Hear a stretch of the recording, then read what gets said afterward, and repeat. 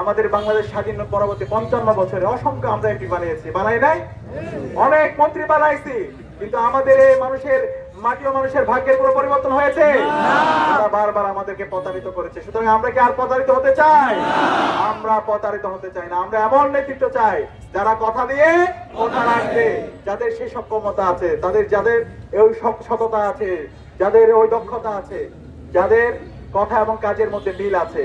ইতিমধ্যে আমাদের আমিরে জামাত ডাক্তার শফিকুর রহমান বলেছেন, এই নির্বাচনে জামাতের বিজয় হওয়ার মাধ্যমে কোন একক দলের বিজয় হবে না, কোন একক ব্যক্তির বিজয় হবে না, কোন একক পরিবারের বিজয় হবে না, বাংলাদেশের 18 কোটি মানুষের বিজয় হবে ইনশাআল্লাহ।